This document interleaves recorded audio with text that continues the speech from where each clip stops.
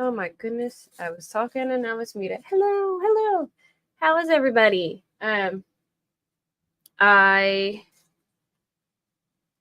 don't have air conditioner in my sorry, that was my phone. In my office, and I have a fan on, so if you can hear the fan in the background, let me know. I can turn it off because it's probably an annoying sound. But hopefully you guys can hear it. It's been a while. I know. I got a new puppy who takes up a lot of my time and work and kids and summer. But it's been a while, so I figured I would come on, and my friends were asking me. And I was listening to the Chad Doerman press conference last night, and oh my gosh, it was just awful. I figured I would talk about that for a little bit, and this I'll probably talk about the Karen Reed stuff first, just because the Chad stuff will take a little bit longer. But if you have been living under a rock, I will fill you in. But with the Karen Reed trial, it was the jury came to a deadlock, and it ended up being a mistrial. And now all of this outside drama after the trial is going on.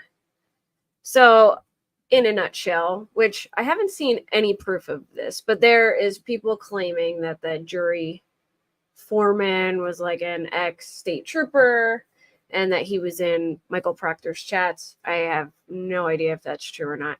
So take that with a grain of salt. But then what happened was it was declared a mistrial, I guess, on all counts. Hey, Jam, good to see you. How are you? Long time no see. But yeah, it was declared a mistrial on all counts. And some jurors had reached out to Alan Jackson and David Yannetti and told them that they had all agreed that the murder 2 charge she was not guilty on. And they also agreed on the charge that she didn't intentionally leave the scene. But they couldn't agree on the manslaughter charge. And that's where they deadlocked. So it seems that they were, I guess, upset because they felt that she should have been found not guilty on murder 2 and leaving the scene, and then be recharged for the manslaughter. But it was a mistrial on all counts, which could come back on the defense attorney since they didn't object or anything like that. I don't know how that works. But from watching lawyers, they were saying they might not be able to do anything about it. And so they filed a motion to dismiss those 2 charges. And then the Commonwealth responded saying that, I think they said something like the claims are baseless. Well, then after that, I guess jurors reached out to the Commonwealth. One actually shared her name and told the Commonwealth. They received an unsolicited call, meaning they didn't ask for it, somebody just called. One of the jurors gave them their name and said that, told them that story. And then 2 others had reached out to them, and they told the 2 others, if you come forward with this information, we can't promise to keep your name private. So then they decided to not talk. So then the Commonwealth, made a motion pretty much saying hey, a juror reached out to us and 2 more, but they decided not to talk to us. And then the defense filed another motion to dismiss most recently. I can read it for you guys real quick, and then I'll move over to the Chad stuff. And there is a hearing, I believe, on the 8th, it is, where they'll be discussing, this latest stuff. So I guess we'll see what happens if they're going to agree on it and drop the charges, since they did find her not guilty, it would kind of be like a double jeopardy thing, but the lawyers never inquired about it, so I don't know. I don't know how it'll turn out. So it says, defendant Karen Reed's third supplemental memorandum in support of her motion to dismiss. Now comes the defendant Karen Reed by and through undersigned counsel, and hereby respectfully submits the third supplemental memorandum in support of her motion to dismiss, filed July 8th, 2024.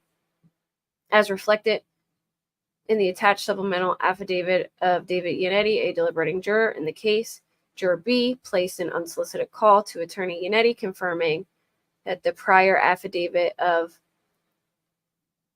David R. Yannetti accurately quoted his or her text message saying it was not guilty on second degree. No one thought she hit him on purpose or even thought she hit him on purpose. Or she hit him on purpose or even thought she hit him on purpose. Supplemental affidavit of David R. Yannetti, Juror B clarified that he or she meant to write, no one thought she hit him on purpose or even knew that she had hit him. Juror B further confirmed that the jury reached a unanimous not guilty verdict on indictments 1 and 3. She believes that every member of the jury, if asked, will confirm that the jury reached a not guilty verdict on the indictments.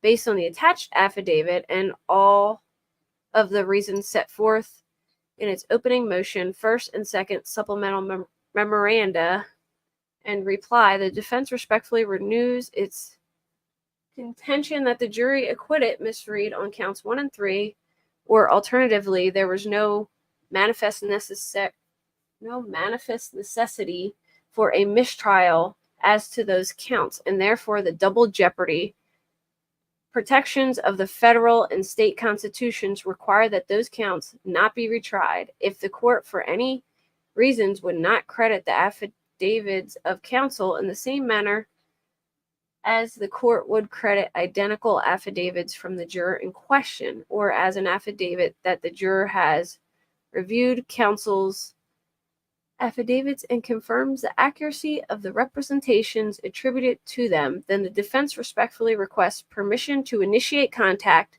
with jurors A, B, D, and E for the sole purpose of asking them to affirm the accuracy of the affidavits of Alan J. Jackson and the supplemental affidavit of David R. Yannetti. So they're asking permission to reach out to them to confirm. So we'll see. Hey, Zelda Kelly. Hey, No Name. Hi. Yeah, I think they overcharged. I honestly, I don't know. Like, I think it's possible she could have hit him, but I think the investigation was just so bad that I don't really think it's fair to send her to jail for it. And that's just my opinion. I don't think, and I know people disagree. Hi, Dallas. I'm sorry. I don't know how I didn't see that big green member for 20 months. Thank you. How are you? So yeah, I don't know. It's a whole mess. I do think they totally overcharged her. And I just, I think for the evidence they found that was damning, I feel like they had reasonable doubt. You know what I'm saying? Yeah, it was a screw up and a half. Hey there, I'm from the area and the police are dirty here. Yeah, a lot of people say that. There's a lot of crazy, I think there was a Sandra Birchmore hearing too, which that's pretty crazy as well, because they had recently had a, what's it called? A really famous medical examiner say that he believes that she was murdered. If you don't know that story, she was a young girl when she was a teenager. She was in, hey, Wing Zero, how are you? When she was a young girl, she was in the police academy, or like police explorers program, sorry, where like kids could hang out with police officers and learn about being a police officer. It was like a camp, I guess. And the one guy, was found guilty. Like a couple cops were found guilty. Well, not, I wouldn't say guilty because they weren't charged, but they did an investigation and found that there was inappropriate. Thank you for becoming a member, No Name. They're doing good. They're both doing good. The puppy is a menace, but I guess all puppies are. And my bird, she's a menace too, but not as bad. Here, I'll show you a picture real quick. He's a digger. There's the one picture of him. Oh, here we go.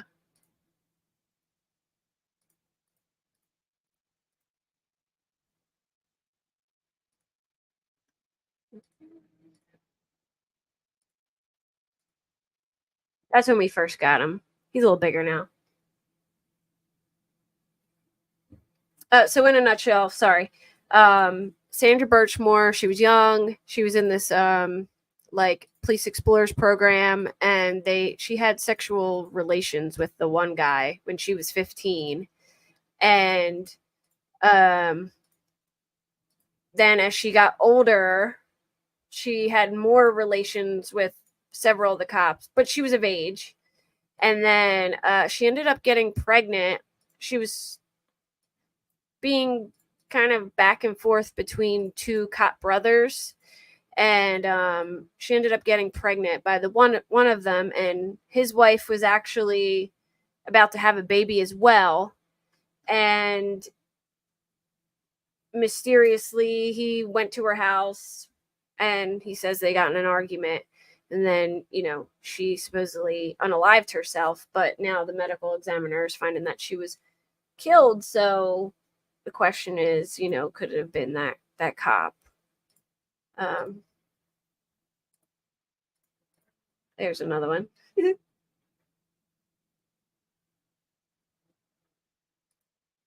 Yeah, it was bad. There was like 3 cops that were. She had.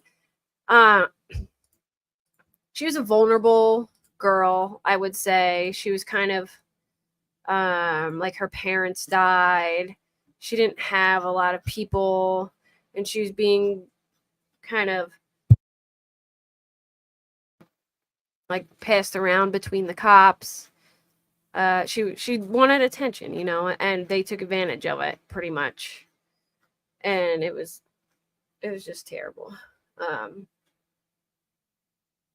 So yeah, there was a hearing for that, but I haven't gotten to catch up with it. But maybe I can see what happened. You ever heard of the Sandra So crazy about the Sandra Birchmore case is that some of the cops who were involved in the Karen Reed investigation were also involved in that investigation. Yeah, both of her parents had died. And she just had like a rough life, I guess, and she definitely had some mental health problems. It's worth looking into. Yeah, some of the same cops, not all of them, but some of them, like some of the state troopers, some of the same state troopers. It was actually Stoughton Police Department, which is really close, but some of the state troopers, the same state troopers, were involved. Here, I'll show you real quick.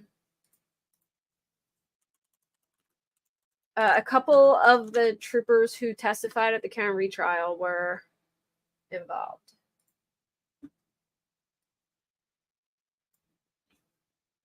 She lived in Canton. She lived in a Canton apartment. Let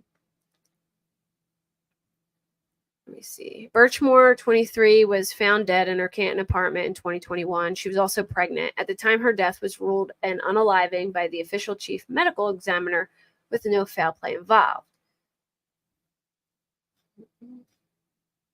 Oh, they don't have like the story on here. Hold on.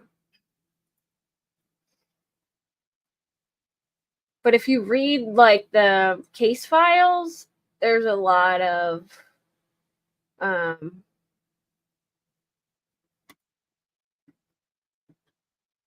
There's a lot of connections.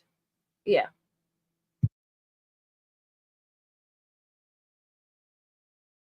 Yeah, it happened in 2021. It was like the Stoughton Police Department was handling it, I believe. Even though she was found dead in her Canton apartment. But there was a lot of, like, the state police got involved, and there was a lot of the same. All right, here we go. A high-profile pathologist hired by Sandra Birchmore's family said her death is a homicide, rejecting a state medical examiner's conclusion that she died by unaliving.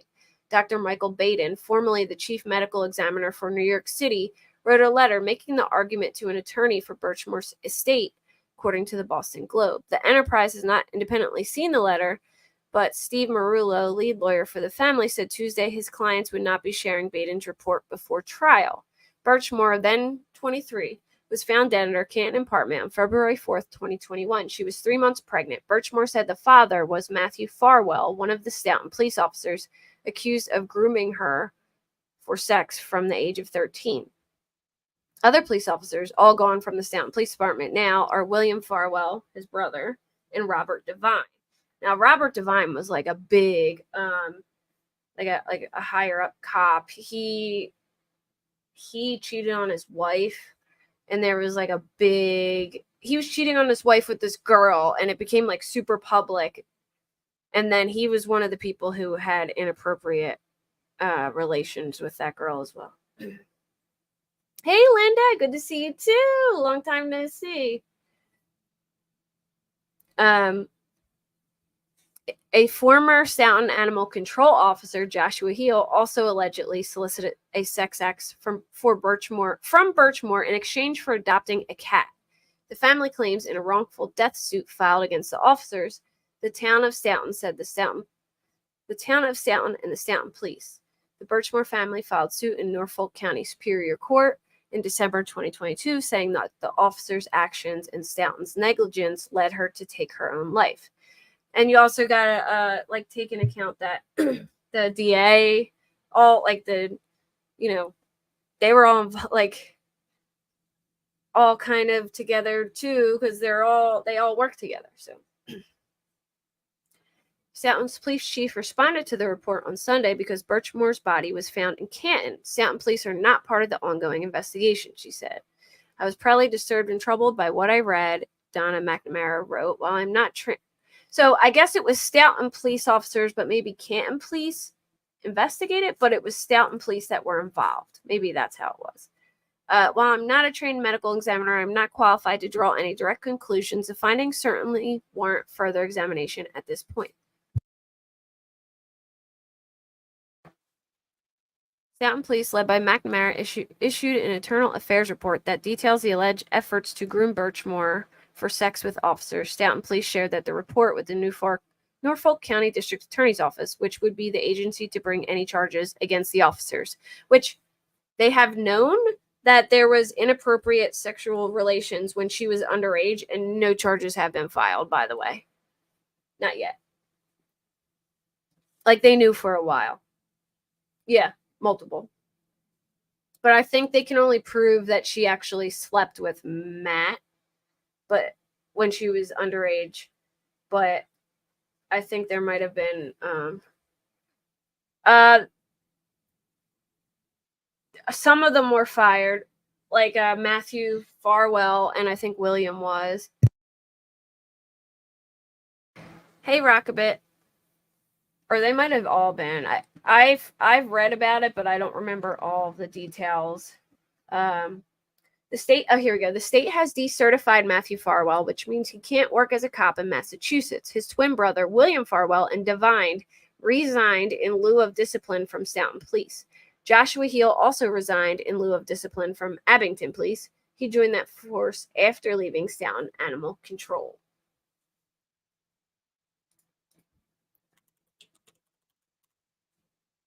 I want to see if I can find the report so I can tell you exactly what officers. But there was like 3 or 4 of the same officers that, not Michael Proctor. I don't remember exactly which ones, but there was a couple that it kind of rolled over. Let me see. I'm going to go in the media real quick and see if I can.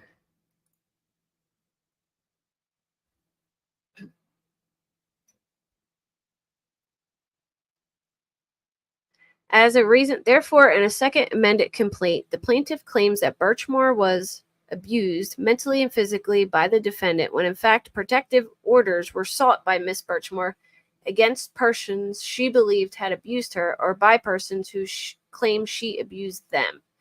They did mention that there was a protective order like on her fridge when they got there. The defendant has already found one restraining order that was issued in 2018, which is within the time frame that the plaintiff alleges Birchmore was being groomed, abused, and otherwise assaulted by Devine and the other defendants. It is believed that between the years of 2016 and 19, Birchmore made claims that she was abused by others and sought restraining orders against them. It is believed that additional restraining harassment orders were made in other courts, however. The defendant does not know what court records to search.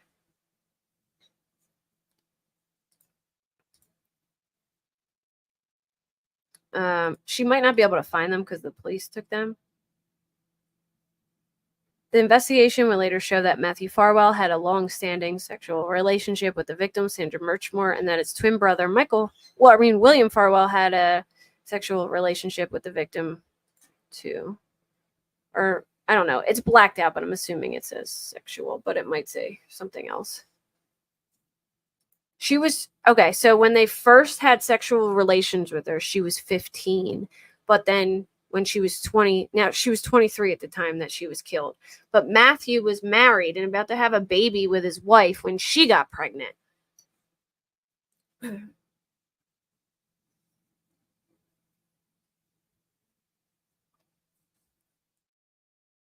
The investigation shows evidence that blank behavior, I'm just saying blank because it's blacked out, took place between Matthew Farwell and Sandra Birchmore, and that Robert Devine was engaged blank of Matthew Farwell and William Farwell as his understudies. Hold on. I'm trying to find where it names the other officers.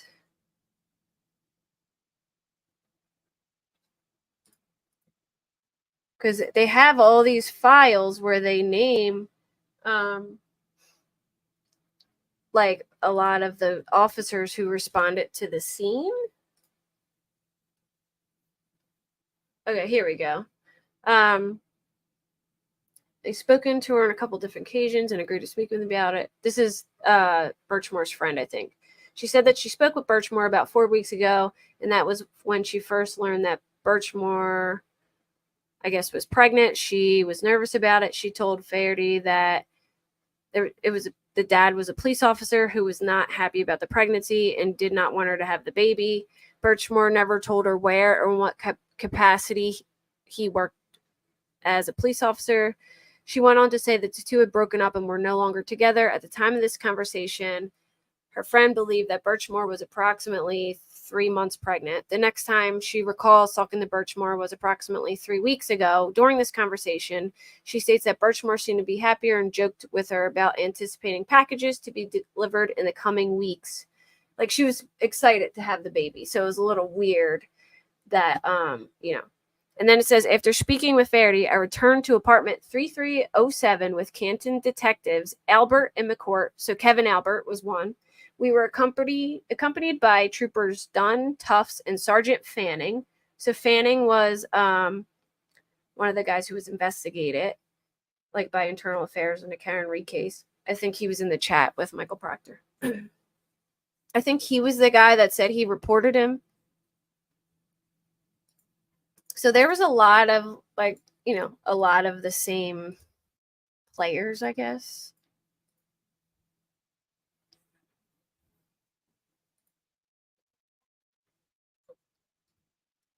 And I mean, who knows if there's any real evidence left, because it had to do with a cop, and you know what I mean? So Albert McCourt done. I'm looking at another one to see if I can find more names for you.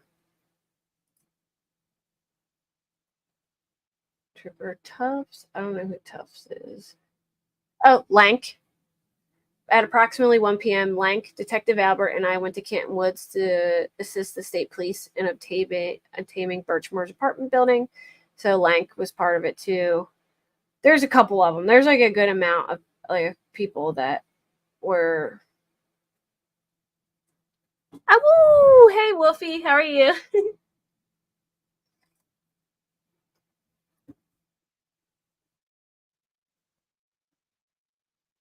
Yeah, Kevin Albert.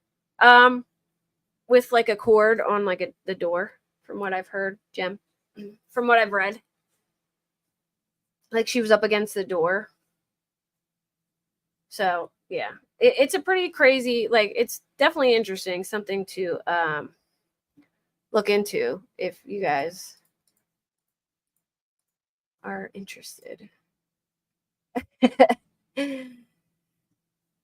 You're such a mean girl, Wolfie.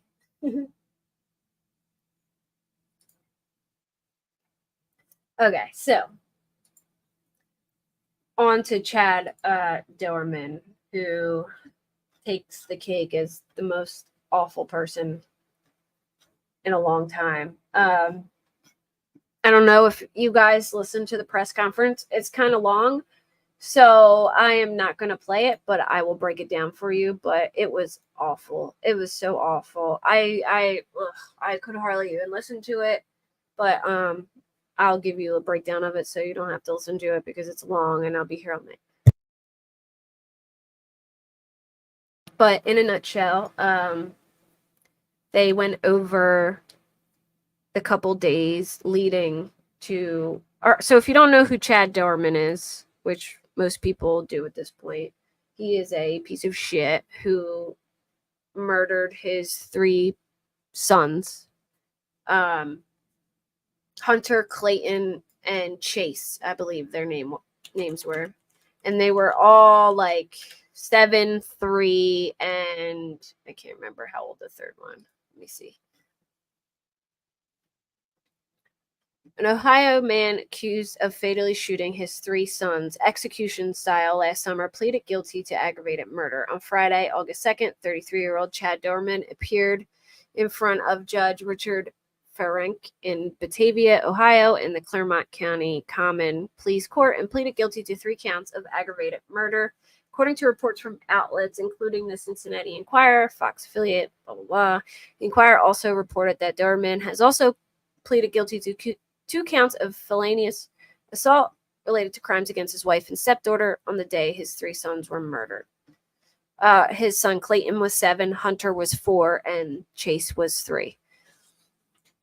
So in the press conference, they really like went over everything in detail, I guess, because they're not having a trial. And I feel like they were just like, all right, let's put it all out there because people are going to have questions. So they went over the days. I think it was like the 5 days before they were murdered. He went over them and he said he wasn't like sleeping well.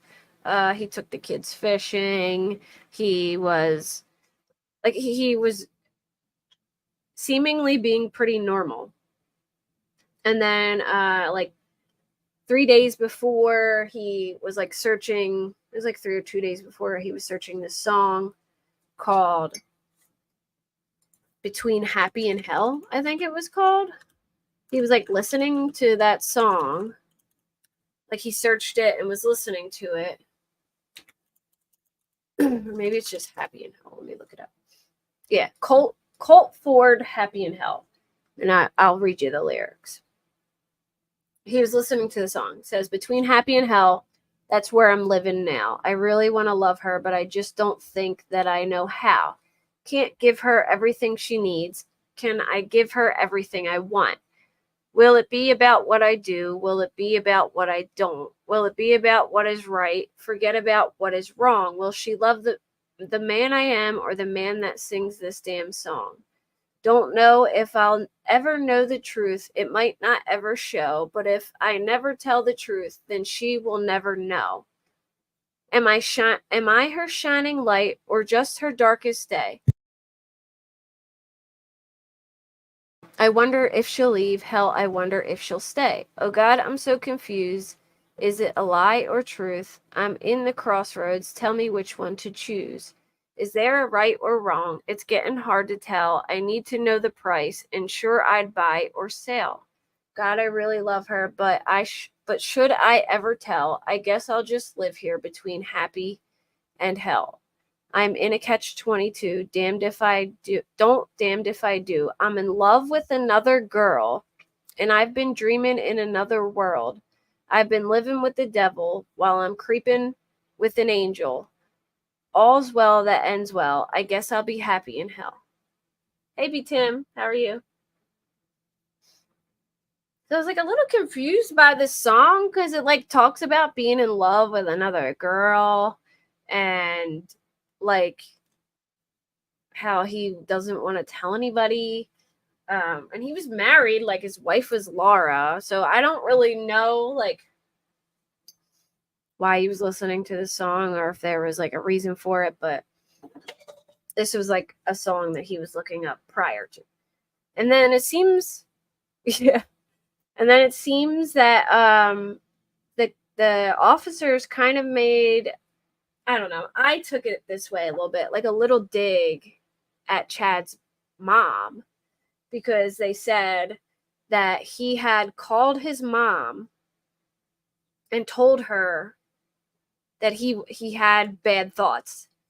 And then somebody asked, did he like tell her what the thoughts were? Like the way they said it, he made it seem like he told her how he felt and she didn't do anything about it. But if he just said, I'm having bad thoughts, I feel like he wouldn't have said it the way he did. Like the officer made it sound like Chad specifically told his mom how he felt. And his mom, instead of telling anybody, she sent him to a clinic because they were like, she didn't call Laura, his wife, and alert his wife. She didn't call 911. She just told him to go to a clinic.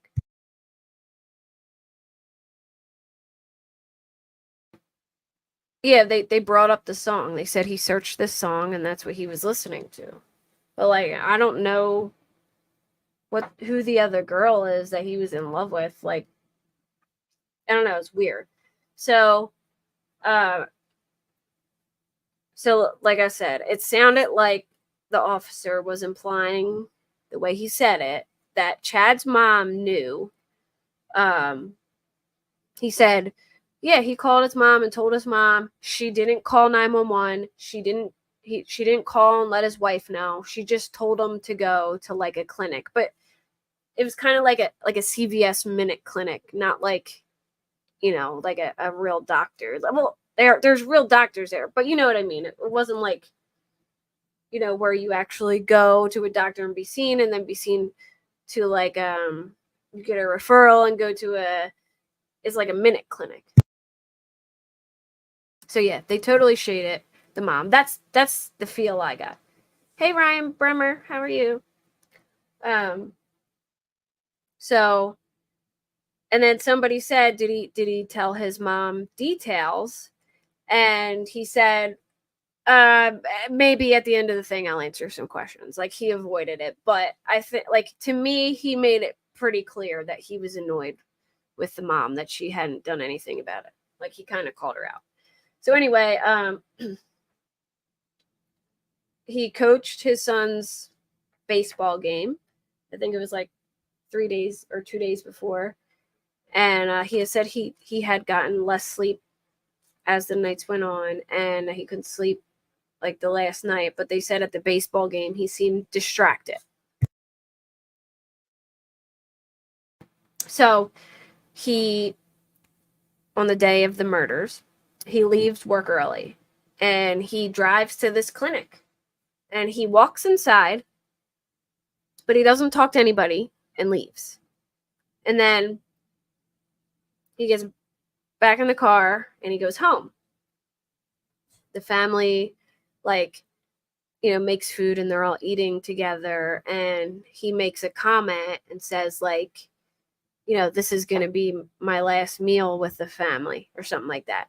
And then I forgot this. The night before, I think it was, he went into the stepdaughter's room, which I thought was a little strange. And it, like, I can't remember if it was like the middle of the night or like really early in the morning. And he woke her up and he said, like, if I ever hurt you, I'm sorry. And then back to the day of, he says, he's eating a meal with them. And he says, this is going to be like my last meal with the family or whatever. And then they think he's meaning like he's going to off himself. You know what I mean? Like, that's the vibe they got. Like, he was depressed and he was acting like he was going to off himself. So, hold on one second. I have a puppy here.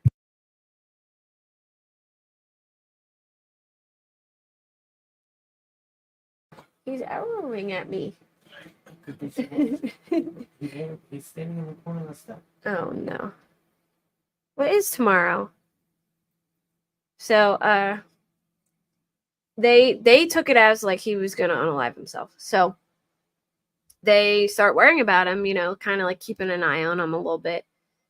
And then he calls his dad and makes a comment like Clayton's going to be the hardest one or something like that.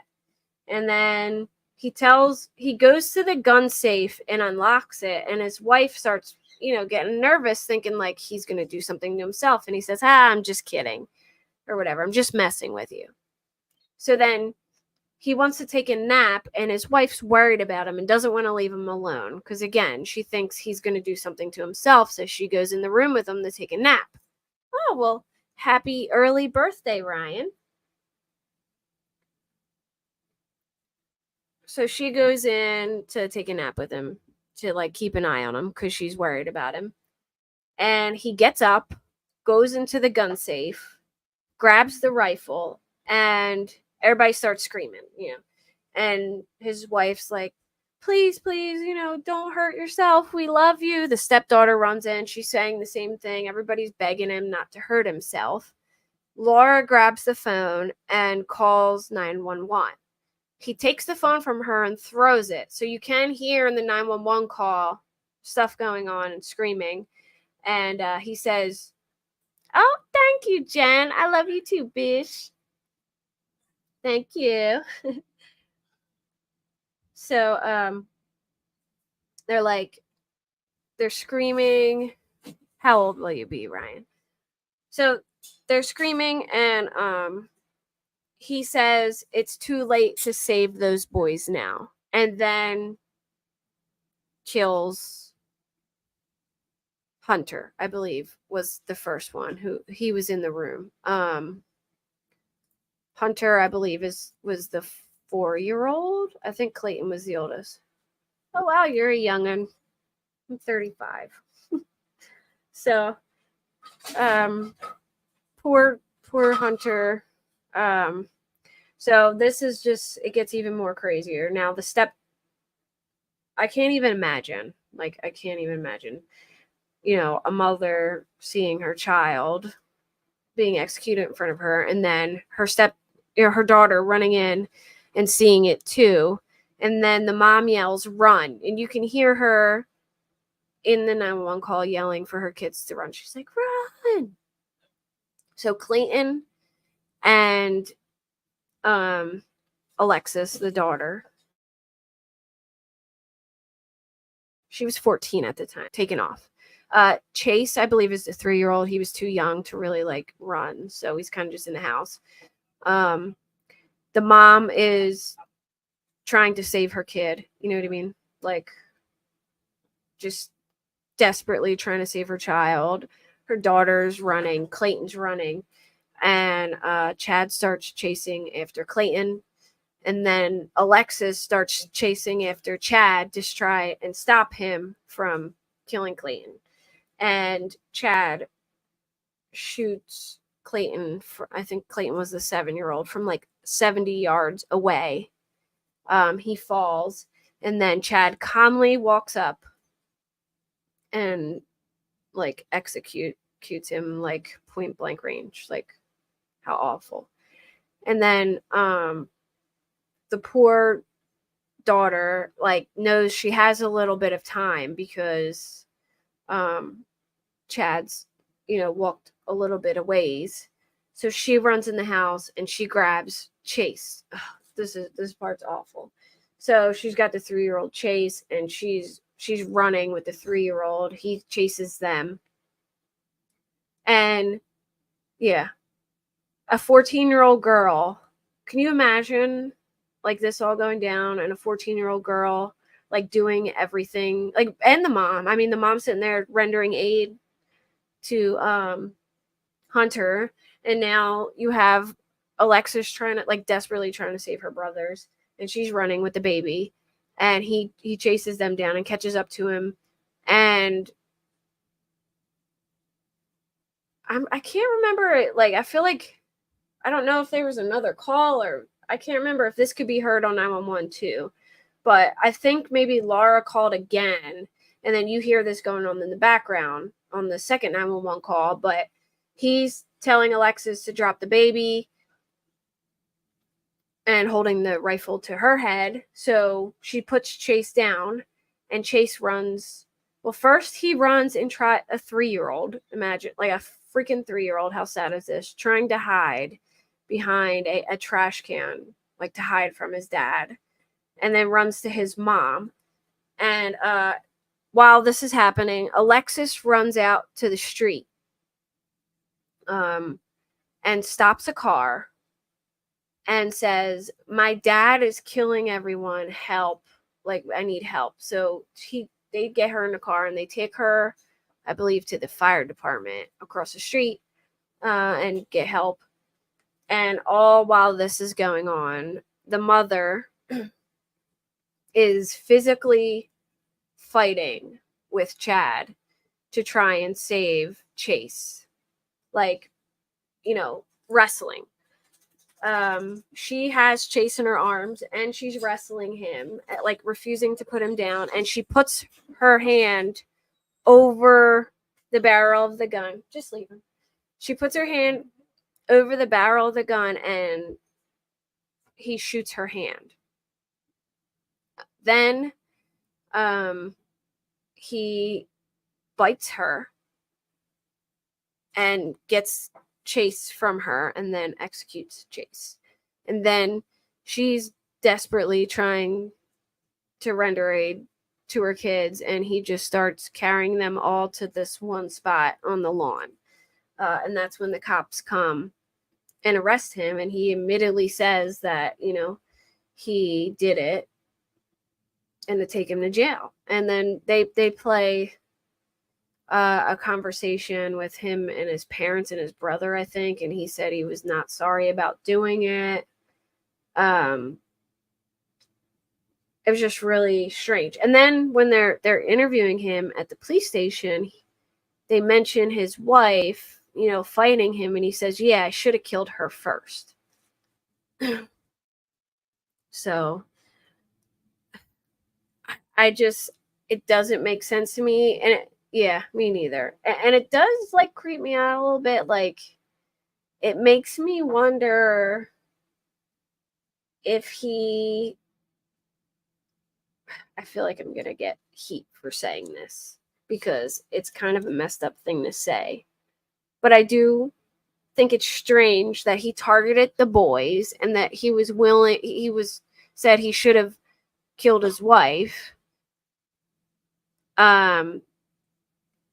And then he didn't seem to have any ill will towards the stepdaughter. And then there's that weird song, and they played the court victim impact statements, and he got visibly emotional by the stepdaughter's victim impact statement. So I don't know, like, maybe he was like a creep or something, like, you know what I mean? I have no idea, but I just can't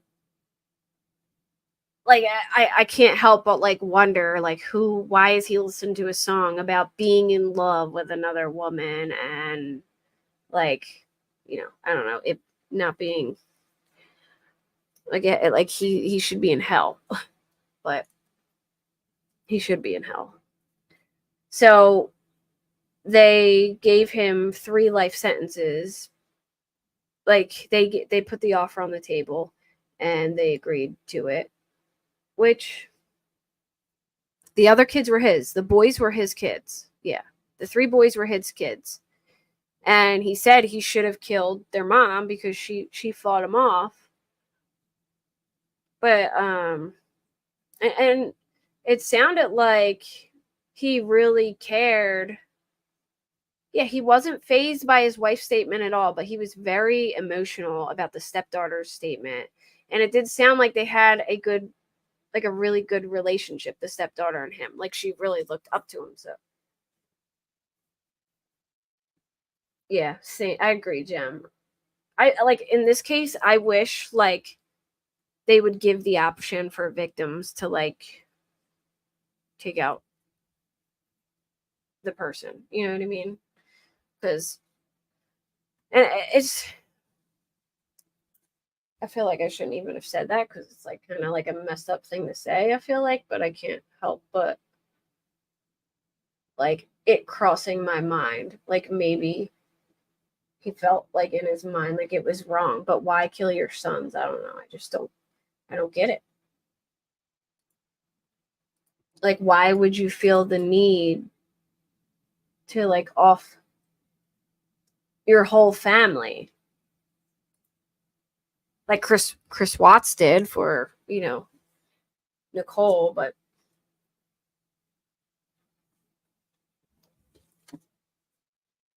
like why would he feel the need to do that? Let me see if I can find the victim impact statements. And I'll read them to you. They were so sad.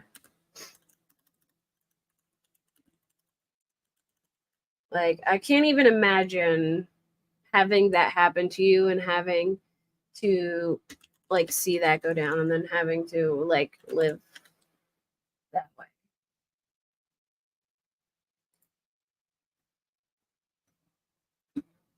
Oh darn. I wish they had him like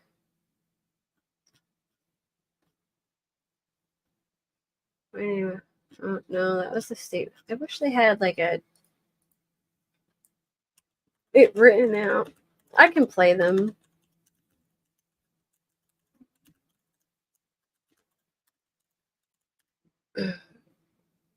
Or just explain it to you, but Laura basically said like that her life was ripped away from her when he took her kids from her, and that hold on, where is it? Laura cried as her statement was read. My life was ripped away from me and destroyed. Where there used to be so much laughter, happiness, noise of rowdy little boys, there is now sadness and emptiness. I would do anything to push them on a swing, cover them up one more time, and hear their little ways of saying, I love you. She wrote that she struggles each day to get up and questions herself over and over again if she could have done more to save her sons. I have anger, frustration, and so much sadness, she wrote. Grief will never go away because it is all the love that is left with no place to go. When I get to where I'm going, I'll only have happy tears, she wrote. But added, until then, I will live my days with nothing but sadness. And she said, like, she wished she just could, like, tuck them in one more time. And it was just really sad. Like, it was... Yeah, like that's what I'm saying. Like I thank you, No Name. I wouldn't even like it wouldn't even have came like to my mind if it wasn't for that song. And that song might be totally like irrelevant. It might just be because like he like could relate to some of the words, but it was like pretty blatant that it was like, oh, I'm in love with another girl and it's bad and I shouldn't tell anybody. Yeah, that's what I'm saying, because a little loss of sleep isn't it. Like, and they said that, like, he knew, like, he wasn't insane. Like, he was aware of um things that were going on. They said it's a good chance that he had like a mood disorder, but you know what I mean? Like, I that there was some kind of mood disorder going on, but that he was not insane. Like, he was aware that it was wrong, and he was aware of what was going on. And like, when I say that, I just mean, like, on his end, like, maybe he was just, had like weird thoughts, and I don't know.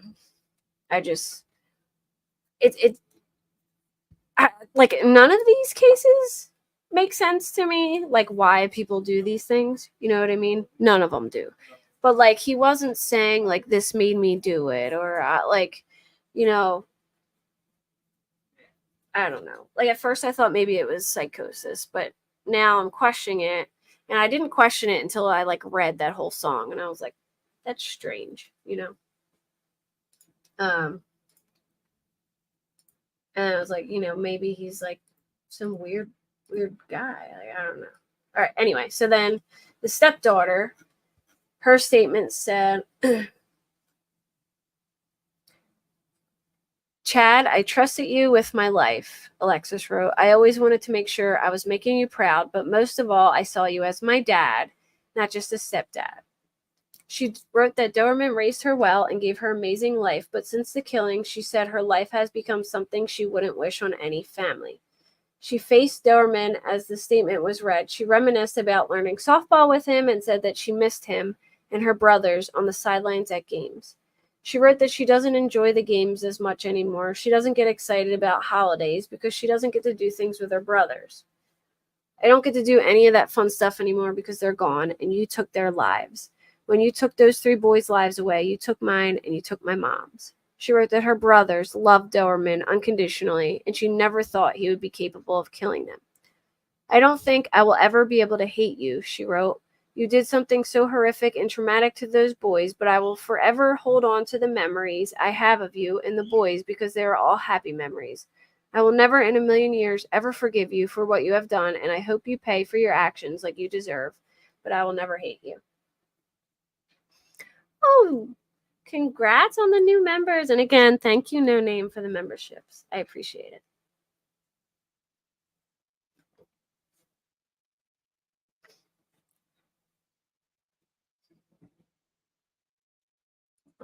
I'll put the lyrics up on the screen so you can see. I don't know. There's songs that, like, you feel you can relate to, but like not all the words. So maybe it's just, you know what I mean? Like one of those things. But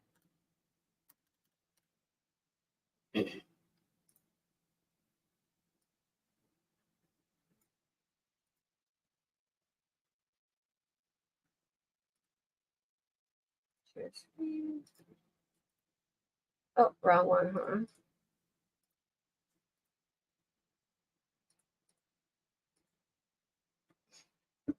So it says, between happy and hell, that's where I'm living now. I really want to love her, but I just don't think that I know how. Can't give her everything she needs. Can I give her everything I want? Will it be about what I do? Will it be about what I don't? Will it be about what is right? Forget about what is wrong. Will she love the man I am or the man that sings this song? Don't know if I'll ever know the truth. It might not ever show, but like, but if I never tell the truth, then will she ever know? Am I her shining light or her darkest day? I wonder if she'll leave. Hell, I wonder if she'll stay. Oh God, I'm so confused. Is it a lie or truth? I'm in the crossroads. Tell me which one to choose. Is there a right or wrong? It's getting hard to tell. I need to know the price, and sure I'd buy or sell. God, I really love her, but should I ever tell, I guess I'll just live here between happy and hell. I'm in a catch-22, damned if I don't and damned if I do.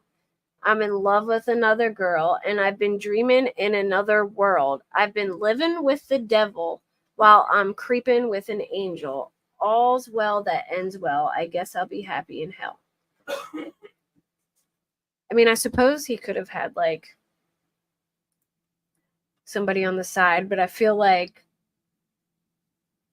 I don't know, in cases people come forward, but maybe not.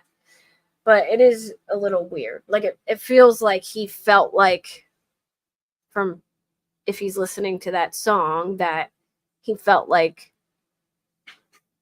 he, like, loved somebody and had to let him know, but it was a secret and it would be bad if it came out, and that he had to choose. Like, yeah, like, it sounds like he had a side piece or wanted a side piece, but he felt like it was wrong. Yeah.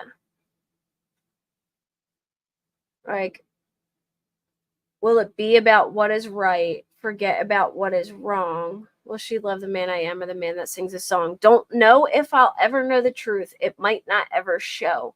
But if I never tell the truth, then will she ever know? And then it talks about being at a crossroads and having to choose. So it's like, I don't know. It's weird.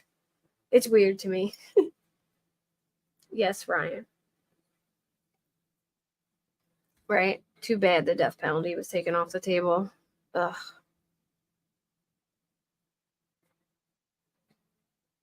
It's just so awful.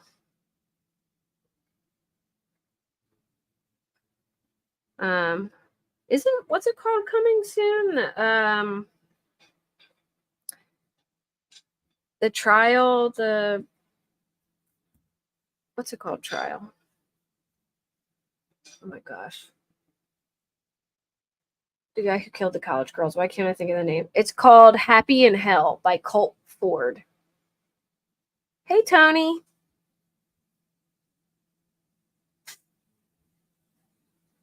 Like Colt, COLTFORD.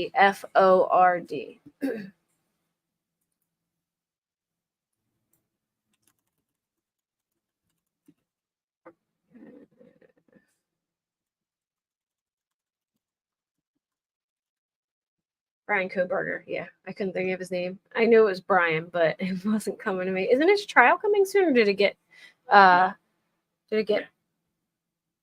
delayed?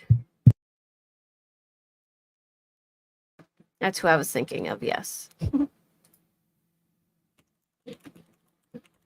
thought there was a bunch coming up.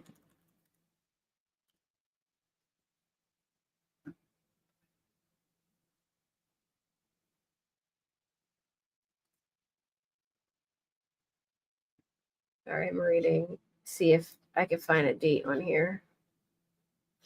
Because weren't they doing, like, the jury stuff? Next summer? Nuh-uh. Why? I thought it was supposed to be, like, weren't they just doing jury stuff?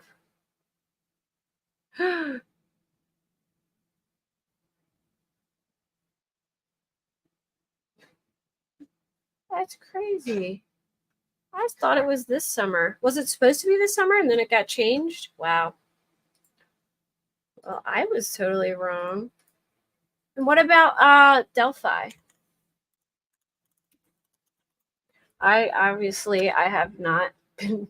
I go on the Twitters once in a while now when I have time, but I've been so busy I haven't even been able to keep up with true crime stuff because I've been working almost overtime every day, and then I come home and it's summertime, so the kids are here. It's just a lot.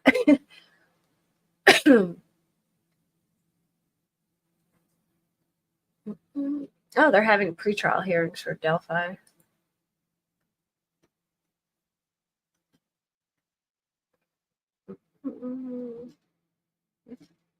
I thought that one was coming soon too.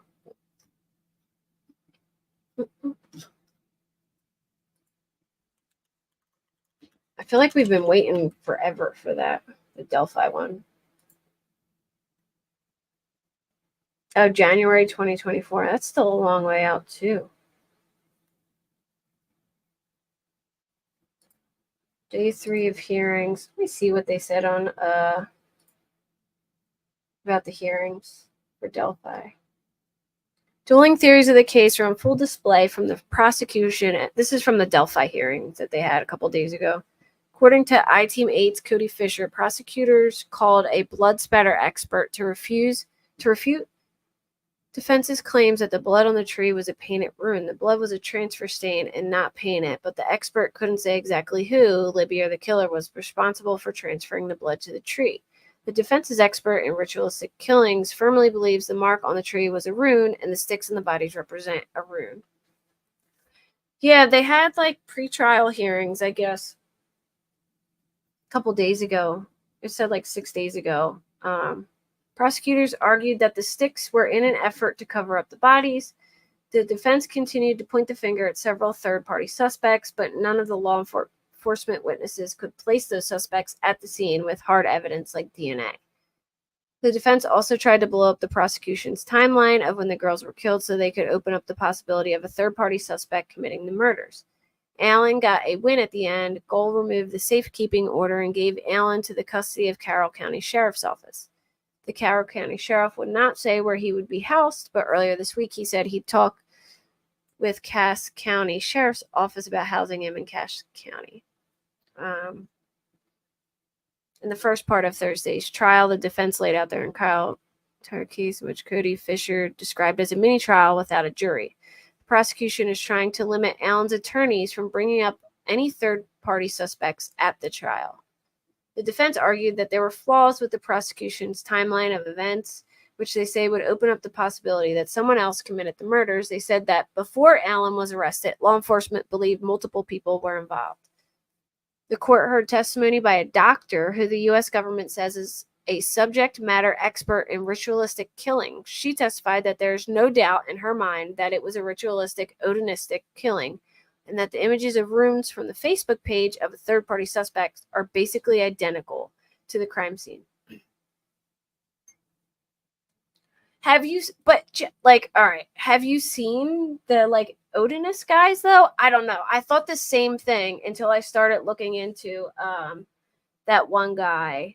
He has, like, Odinistic stuff all over his page. Like, it makes me question it, because some of the stuff did look like runes, and the guy who was into the Odinism, his son was dating Abby. All right, so like the lead Odinism guy in that area, he's like the guy who is like the head of their group.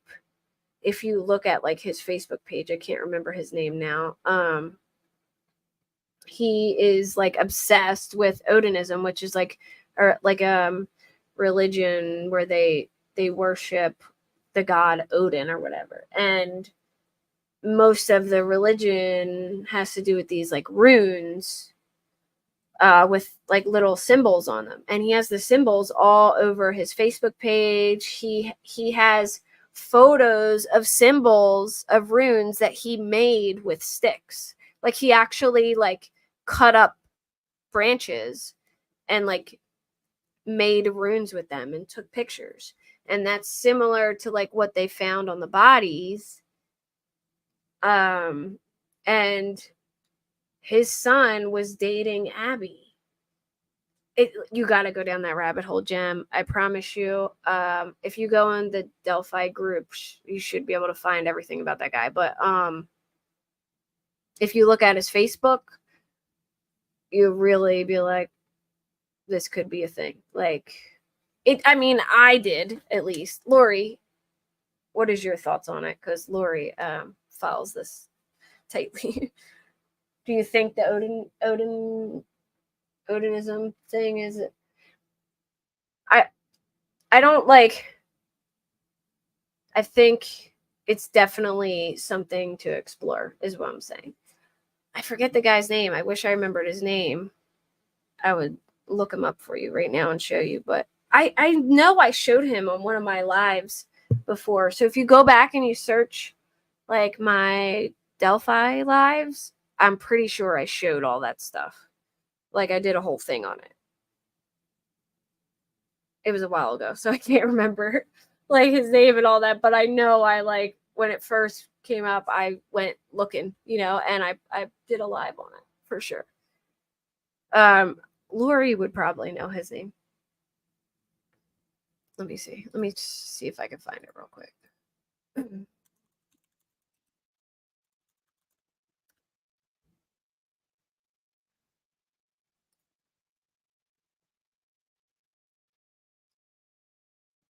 I mean, the weird thing is though, like there's so many things like tell me this ain't weird, like the guy Keegan or whatever. Like what are the odds there's some creep talking with the kids that day, pretending to be another kid to meet up with them. Then you got Richard Allen, and then you got this guy. Like I don't know if he's involved or not, but he's definitely like, I don't know, very into Odin. Brad Holder. The defense alleges investigators consulted with a professor regarding possible Odinism signatures at the crime scene, but failed to produce a report or identify the professor to the defense. They also claim investigators failed to provide information regarding Brad Holder, an Odinist in the area whose son was reportedly dating Williams. Hey, Mal. How are you? It's okay. Brad Holder posted on social media images mimicking the very runes found at the crime scene, a crime scene unreleased and unknown to the general public even to this day. The filing reads, the defense believes that the court will be shocked at the number of clues or Easter eggs both before and after the murders that Holder openly posted on his Facebook page that pointed the finger to his involvement in the murders. The main evidence allegedly connecting the crime scene to the Odinists includes the positioning of the girls' bodies and sticks and marks at the crime scene.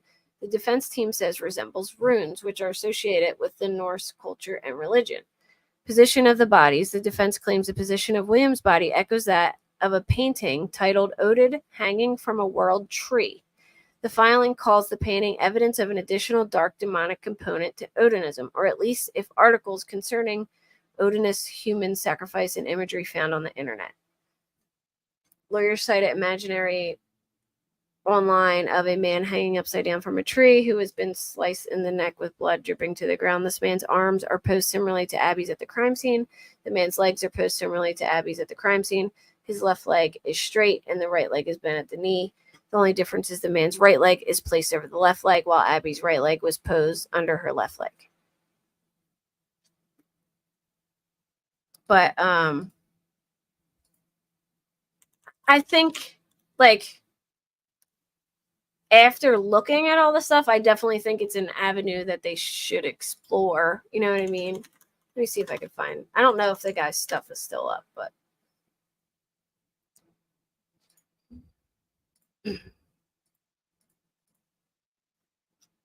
Oh, he has all of the photos down, I think, now.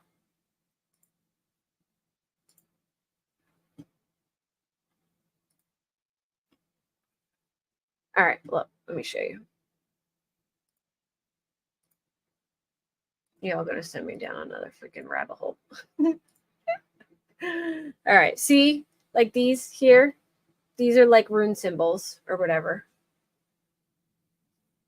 And he was very like into this around, that time.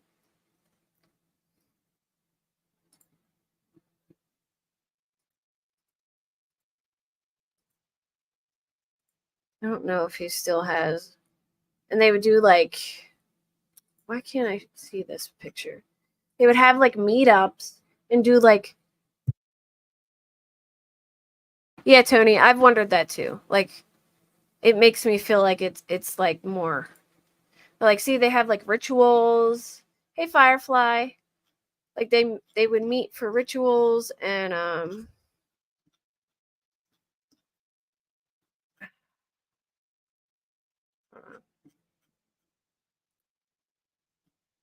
and his son, there was a picture of his son with Abby, like together, like they were dating at some point. But this isn't the one that I was talking about. Why is there so many pages? Are these all this guy? No.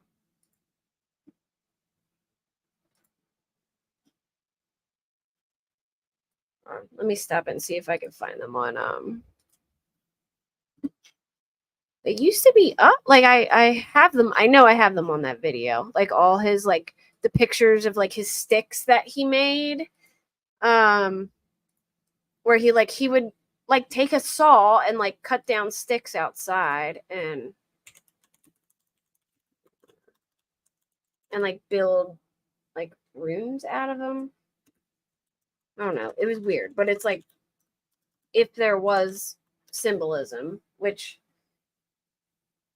there was some like crime scene stuff out, but yeah, he was dating Abby. Yeah.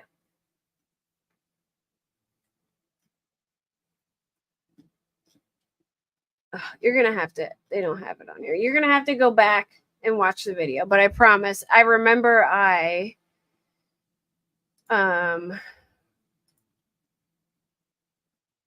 it's gone now.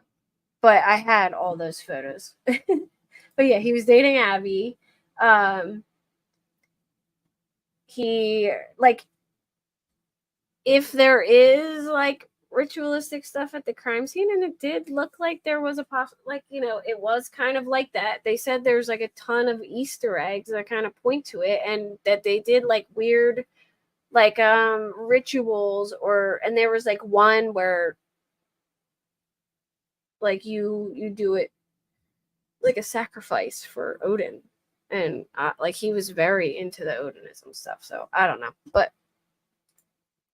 I know I've showed the pictures and stuff before, so you should be able to find it in like one of my old Delphi videos, and it'll answer a lot of your questions, because I think I went over where the defense put out their theory and talked about everything.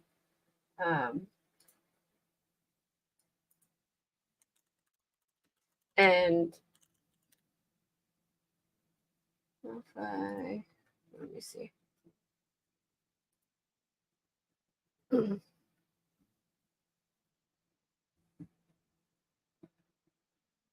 trying to find where I was talking about where I left off. So, all right. So, Dawn Perlmutter, who wrote a book on ritualistic crime scene investigation, said the deaths of Abby and Libby are textbooks examples of a ritualistic murder.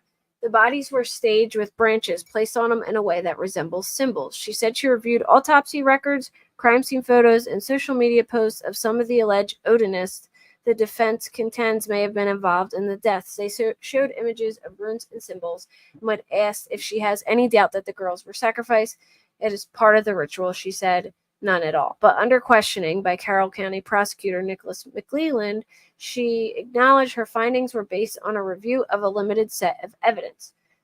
McClelland also sought to discredit Perlmutter by eliciting testimony that she reached the same conclusion a year ago when she appeared on court TV and before she saw any of the evidence in the case. McClelland said the defense team failed to place any of the alleged Odinist members of a pagan Norse religion hijacked by white nationalists at the crime scene on February 13th, 2017, when the teens disappeared while hiking along the Monon High Bridge Trail.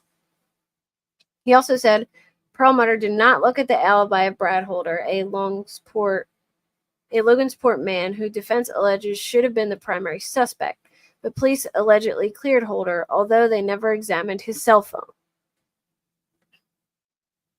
Perlmutter, the expert on ritualistic killing, said their bodies were found in the woods near a body of water and their throats were slit. Todd Click, a former police officer for the Rushville Police Department who helped with the investigation, said he believes the girls were killed after inadvertently walking in on an Odinistic ritual. He said he believes Holder and another alleged Odinist, Patrick Westfall, were on the Monon High Bridge Trail the day the girls were killed, although he acknowledged there was no smoking gun linking them to the crimes. What's the evidence that Odinists were involved in the murders? Amber Holder, who was briefly married to Brad Holder in 2018, testified Westfall confessed to killing Abby, but she admitted she only heard about the supposed confession from her ex-husband, who was drinking at the time. One of the most haunting images of the crime scene that has been leaked on the public is that of Libby's blood on the tree. Defense attorneys have alleged that the killers used Libby's blood to paint the letter F, another clue tying the crimes to Odinism.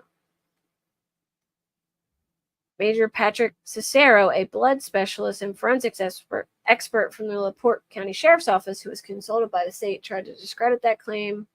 He said it looked more like an upside-down L and was likely a transfer stain from contact with Libby's bloody hand.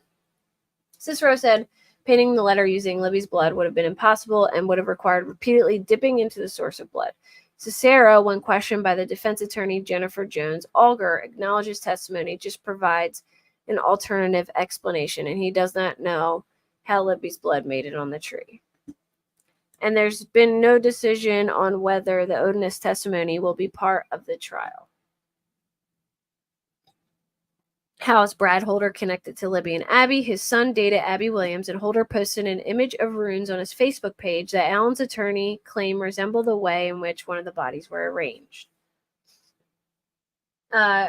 Indiana State Police Lieutenant Jerry Holman, one of the key investigators, testified about Holder's alibi on the day the girls were killed. Investigators believe the murders happened between 2:30 and 3:30, February 13th, 2017. Holman said employee records show Holder, who worked at a landfill about a half hour away from Delphi, clocked out at 2:45. He then checked in using a key fob at a gym in Logansport at 4:08. Kevin Murphy, a retired Indiana State police officer who worked on the Delphi case, said while other investigators did not consider Holder a suspect, he and two others did. He said there was an undeniable link between Delphi and supposed Odinists from Rushville.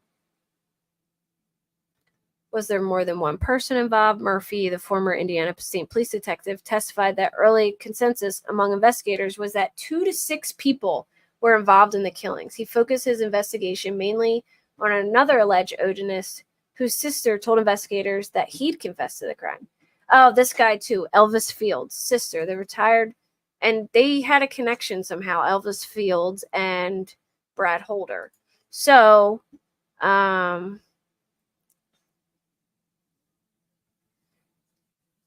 have a friend that works at Cash. Oh, really?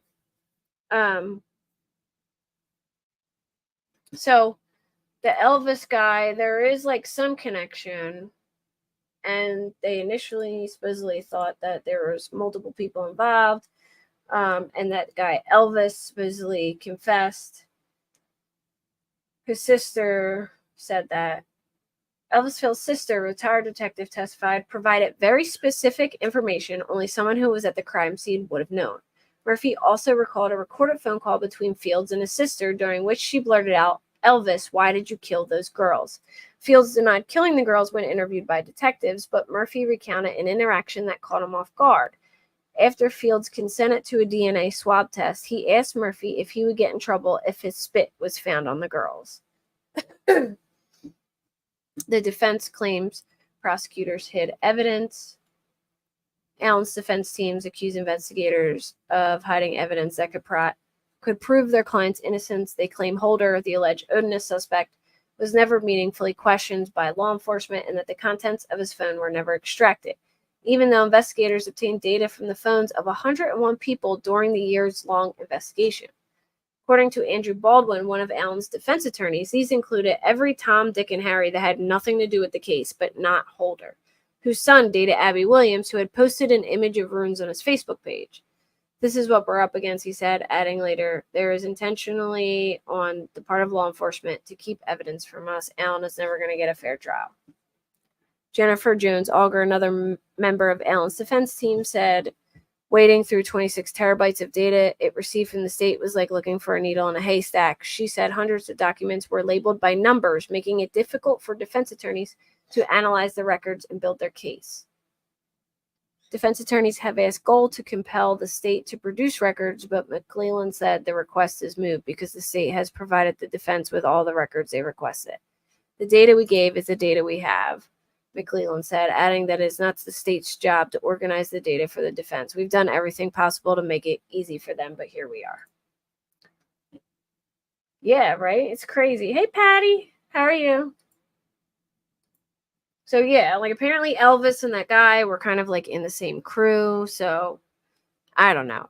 Like, it might be nothing, but, you know, I think it's a viable lead, I guess, but we'll see how it turns out. But anyway, it's getting late and I can hear my puppy crying and I'm starving. So I'm going to hop off. But thank you everyone for joining, and I'll try and get back on here soon. And I'll talk to you guys later. Thank you for joining me tonight.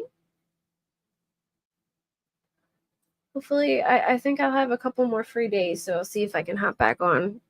This is like the first week in like 2 months that I haven't had any children here, which is weird.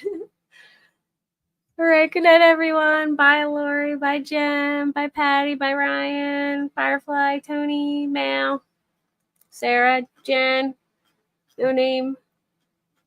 Did I miss anyone? Thumb thug if you're here.